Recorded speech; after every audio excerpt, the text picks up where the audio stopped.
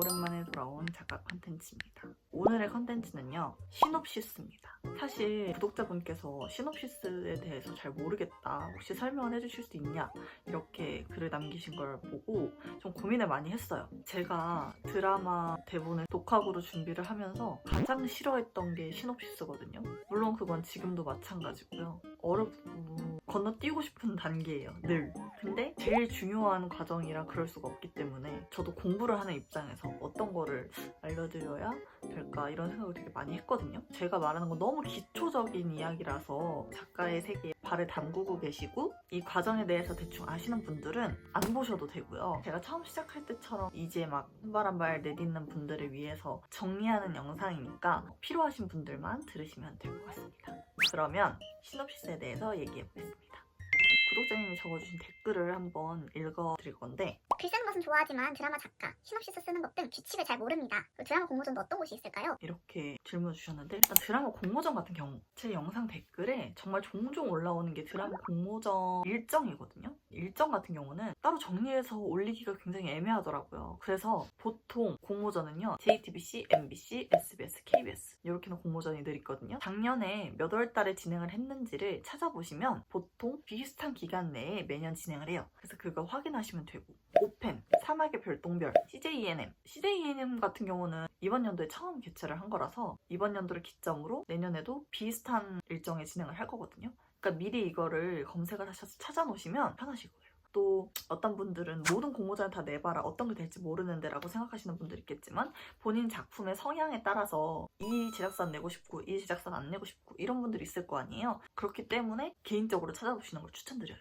각 공모전에서 요구하는 바, 더 집중해서 보는 바가 다 다르기 때문에 세세하게 한번 읽어보시고 신중하게 지원하시는 걸 추천드리겠습니다. 공모전 정보는 이렇게 넘어가고요. 시놉시스에 대해서 이제 설명을 들어가자면요, 이렇게 쭉쭉쭉 정리를 해왔는데요. 시놉시스는 드라마, 영화가 제작되기에 앞서서 작품의 의도나 줄거리를 서술해 놓은 글이라고 생각하시면 편하거든요. 일단 작가님들마다 다른데 보통 많은 작가님들이 시놉시스를 먼저 쓰고 1, 2부를 쓰는 단계를 들어가실 거예요. 그러니까 시놉시스가 먼저, 그 다음에 대본, 이런 식으로 쓰는 작가님들이 많으실 거거든요. 근데 일단 예외적인 사람, 저 같은 경우는 시놉을 먼저 쓰지 않아요. 그 이유는 아까 처음에 말씀드렸다시피 시놉시스 쓰는 걸 너무 어려워하고 그 단계부터 시작을 하려고 하면 그냥 그 글 자체가 쓰기가 싫어져요.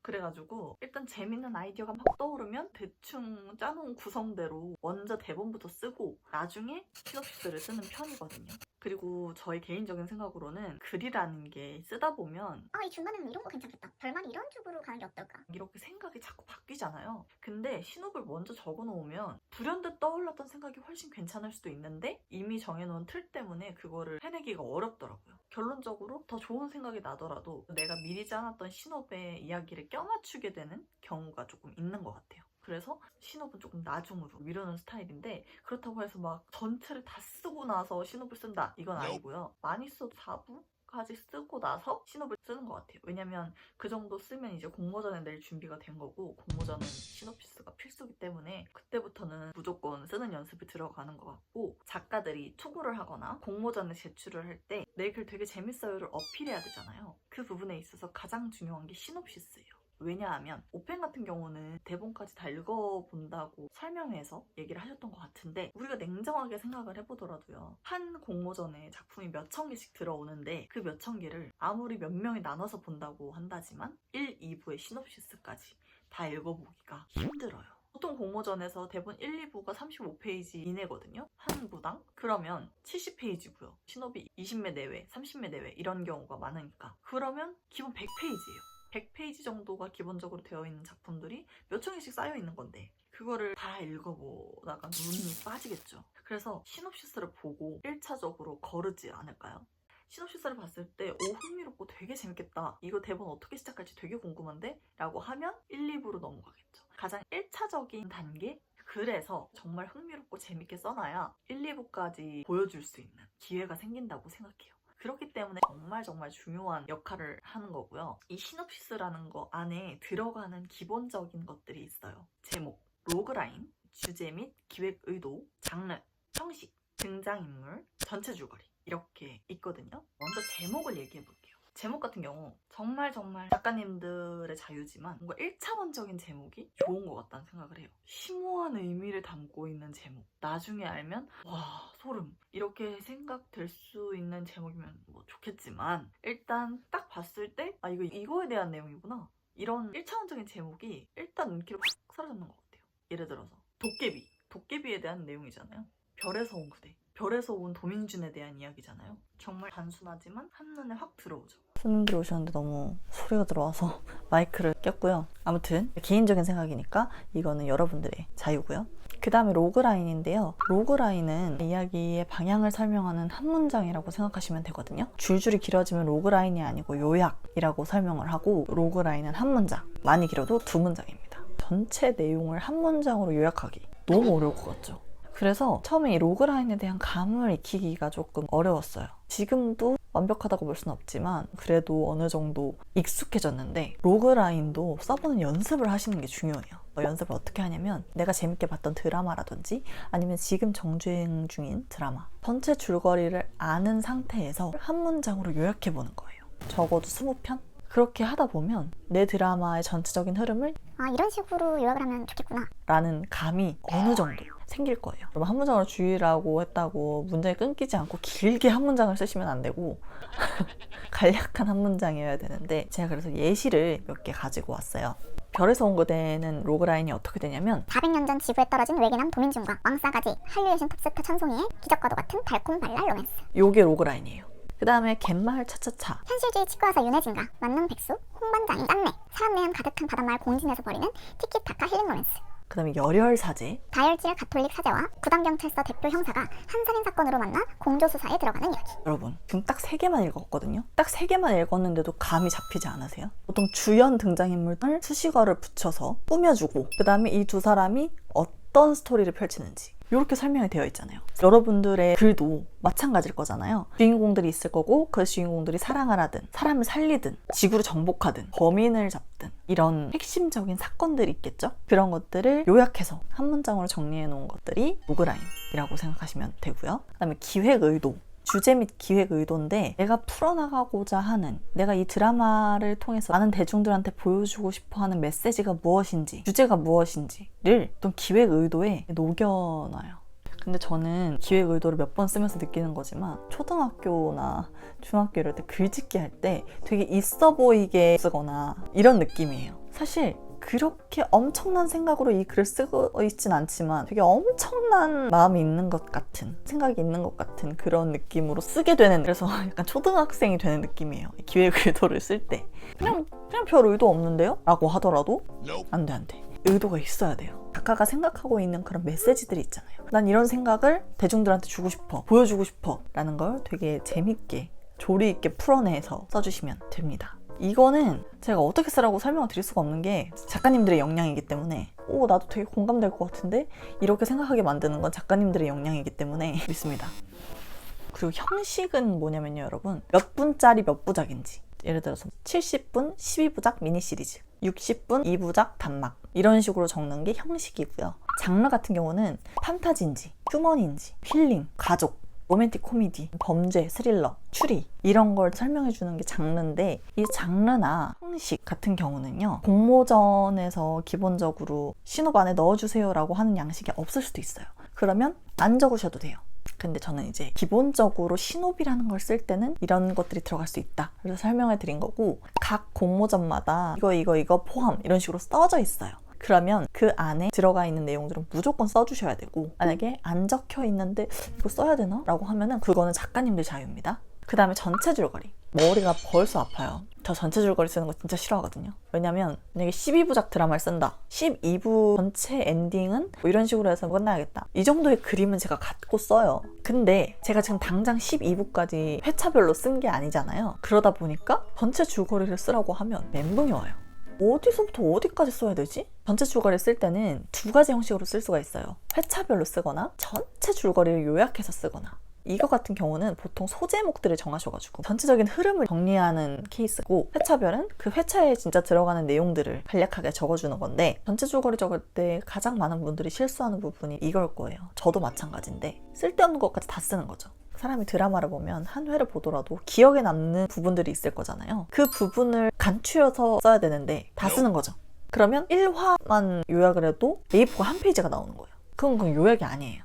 그렇기 때문에 그 회에서 핵심적인 내용, 첫 만남이 중요하다 그러면 첫 만남에 대한 내용. 교통사고가 난다. 그러면 교통사고. 이런 흥미로운 요소들을 딱딱 박아놔야 다음은 어떻게 되는 거지? 막 이렇게 궁금한데 줄줄줄줄줄줄줄 모든 내용을 쓰다 보면 중간에 눈이 풀려요. 그렇기 때문에 지루하지 않게 쓰는 능력이 매우 필요한 구간이 바로 이 전체 줄거리다. 많은 분들이 또 궁금한 것 중에 하나가 내 드라마에 반전이 있어요.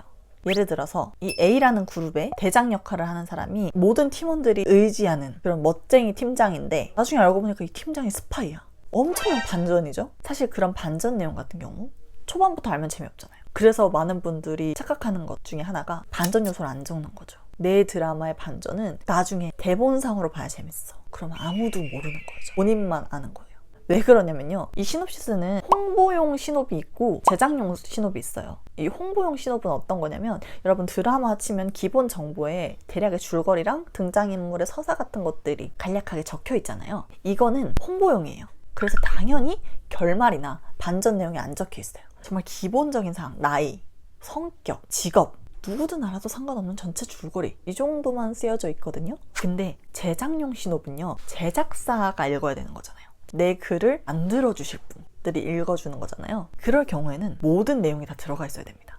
내 글이 재밌어 보이는 요소들은 다 들어가 있어야 돼요. 이 반전 요소가 진짜 핵심이야.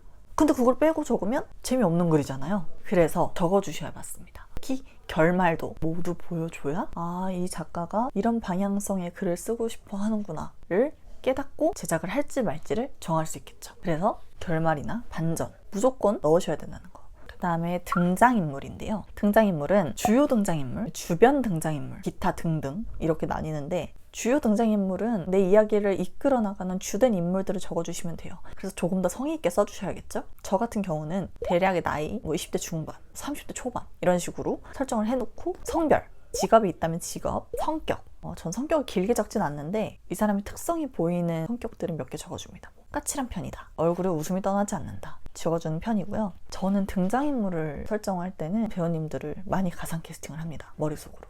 제가 정말 신기했던 게 3년 전인가? 처음 작품을 쓸 때 가상 캐스팅을 누구로 했냐면요, 최종혁 배우님하고 박은빈 배우님을 했었어요. 근데 무인도의 디바의 두 분이 캐스팅이 되셨더라고요. 저 그거 보고 너무 신기해서 제가 옛날에 해놨던 작업을 캡처해놨었거든요. 가상 캐스팅을 함으로써 제가 쓴 인물에 대한 이미지를 더 확실하게 입히기도 하고 설정을 하는데 도움을 받기도 하고요. 그 다음에 인물과 인물의 관계를 설명해주는 포인트를 넣기도 하고, 또 정말 중요하게 생각하는 서사를 넣어줍니다. 그리고 주요 등장인물 때는 그 인물이 뱉을 것 같은 대사? 이런 거 한 줄 정도 쓸 때도 있는 것 같아요. 안 쓸 때도 있고. 그거는 작품의 신혼마다 제가 좀 다르게 쓰는 것 같고, 주요 등장인물은 이 정도로 써주고요. 주변 등장인물들 같은 경우는 보다 간결하게 쓰는 편입니다. 주요 등장인물을 한 요 정도 썼다 그러면 한 요 정도 쓰는 것 같아요. 한 줄로 설명하는 사람들도 있어요. 그거는 작가님들이 본인이 설정해놓은 캐릭터들이 얼마나 중요한지 중요도에 따라서 다르게 설정을 하시면 될 것 같고, 분량에 대해서 궁금하실 수 있을 것 같아서 저의 경우 이거는 정답이 아닙니다. 여러분들이 분배를 잘 해야 되는 건데, 저 같은 경우는 만약에 10매를 쓴다 하면 로그라인하고 기획의도 합쳐서 한두 페이지 나오고요. 등장인물에서 4페이지, 전체 줄거리도 4페이지 정도 이렇게 나와요. 그래서 여러분들도 체크를 꼭 하시고, 이 컨텐츠를 준비하면서 공모전들마다 몇 매를 요구하는지 봤어요. 끝난 5편의 경우 단막은 시놉이 5매 내외고요. 시리즈는 10매 내외예요. SBS를 찾아보니까 KBS, MBC 비슷할 텐데 단막은 똑같이 5매 내외, 시리즈가 20매 내외더라고요. 생각해보니까 제가 5편을 내고 SBS를 내려고 봤을 때는 시놉을 많이 늘려야 되는 상황이었어요. 그러니까 그게 좀 머리가 너무 아팠던 기억이 나는데, 아직 시작을 하지 않은 사막의 별똥별 찾기라는 공모전을 보니까 30매 이내라고 되어 있어요. 각 공모전마다 분량이나 넣어야 되는 필수 사항이 달라요. 그러니까 꼭꼭꼭 확인하시고 지원을 하셔야 됩니다. 5편이 10매 내외라고 했으니까 SBS도 당연히 10매 내외겠지? 하면서 10매를 내시면 광탈할 수도 있어요. 그래서 정리해주는 거를 추천드립니다. 그리고 설정 값을 말씀을 드리면 글자 포인트는 11포인트, 줄 간격 160, 장평 100, 그리고 나머지 설정은 기본 설정으로 두는 것. 아마 장평 100이랑 줄간격 160도 한글 들어가면 그냥 기본 설정일 거예요. 기본적인 세팅인데 폰트 같은 경우는 달라요. 이번에 사막의 별똥미려 같은 경우는 폰트는 자유라고 써져 있거든요. 근데 제가 저번에 어떤 공모전 낼 때는 삼초롱 바탕체? 그걸로 설정을 해달라고 하시는 곳이 있었고, 어떤 곳은 폰트에 대한 언급이 아예 없는 곳도 있었고 하기 때문에 그것도 확인하시고, 이런 기본적인 설정값들 같은 경우 모집 요강에 적어 놓으신 곳이 많아요. 그러면 그건 정말 기본 사항이기 때문에 그거를 못 지켜서 떨어지는 일은 없어야겠죠. 물론 글이 너무 재밌으면 그 기본적인 거 무시하고 뽑힐 수도 있겠지만 그 전에 그래도 불안한 사항들은 덜어내야 되니까 이런 기본적인 것들은 정리를 하셨으면 좋겠습니다. 네. 오늘은 이렇게 해서 시놉시스에 대해서 얘기를 해봤는데요. 지금도 너무 쓰기 어려워하고 쓰기 싫어하는 거라서 제가 여러분한테 도움이 될 수 있을까 생각을 좀 많이 했는데, 그래도 조금이나마 도움이 되셨으면 좋겠고, 만약에 궁금하신 점이 있거나 보고 싶은 컨텐츠가 있으시다면 댓글에 아이디어 주시면 제가 다음 영상으로 제작해 보도록 하겠습니다. 그러면 오늘 영상도 봐주셔서 감사하고요. 저는 다음 영상으로 돌아오겠습니다. 안녕.